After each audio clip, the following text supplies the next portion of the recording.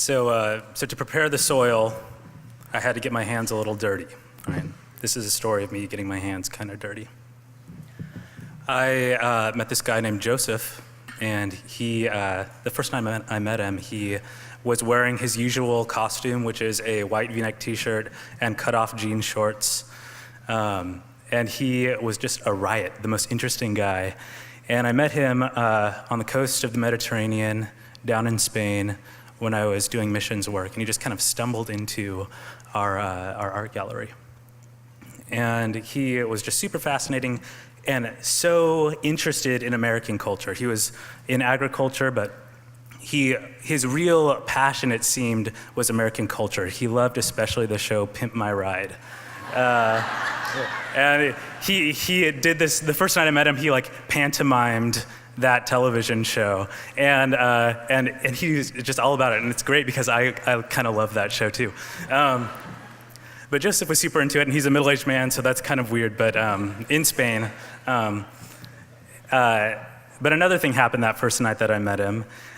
He and his buddy kind of went off into a corner of the patio, and they grabbed the cigarettes from behind their ears, unrolled it, grabbed a small baggie, and sprinkled a little green, noxious herb into it, which I'm pretty sure was oregano, right? But then they lit it up and it didn't smell like oregano at all. And I was just like, okay, so these are the guys that I meant to be with on this missions trip. And every single time I hung out with them, they were smoking pot. And every single time I left, I smelled a little bit like I was smoking pot, even though every time I passed on that grass. And so Joseph and I were hanging out. He came over and taught me to make paella. He measured the rice out with his very own hands. He was just so used to making it. And we started making plans to get together and go out to his place in the countryside.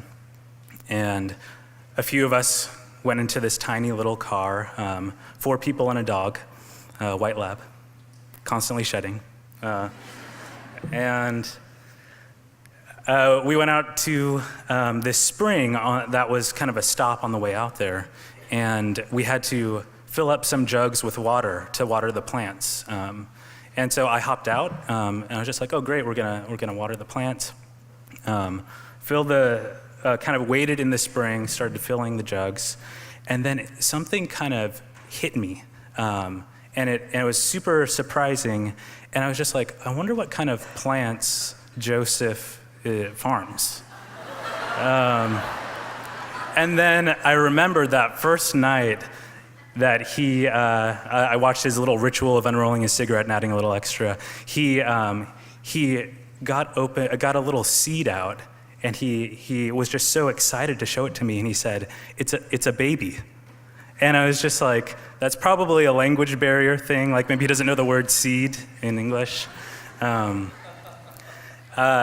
But sure enough, he was growing marijuana, and I was helping him fill jugs of water to grow his marijuana plants while I'm on a missions trip, by the way.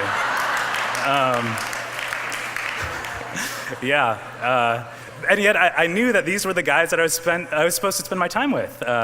It was so simple and so obvious to me that the Lord loved them so dearly, and in order for me to be with them, it meant going home smelling like marijuana a little bit. So we got out to his place. Sure enough, they went behind some bushes. I didn't follow them there. I didn't even want to see that there were marijuana plants there. In fact, maybe they weren't even marijuana plants. I will never know. It was just so crazy. And so I was just, the craziest thing happened next. They came back from behind the shrubs, and you know what we did? We just barbecued and ate. And it was that simple.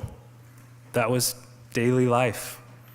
And for me to be with him in his daily life, it meant being around him smoking pot, helping him fill jugs of water and helping the most unassuming drug lord you'd ever know, and eating barbecue. So that's it.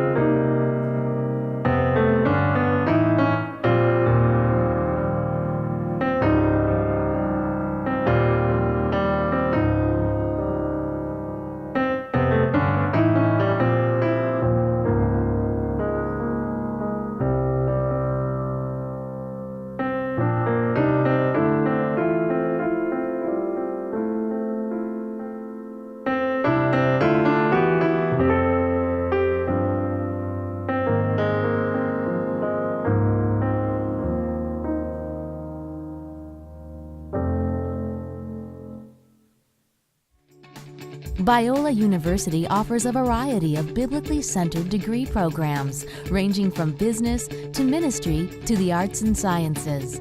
Visit biola.edu to find out how Biola could make a difference in your life.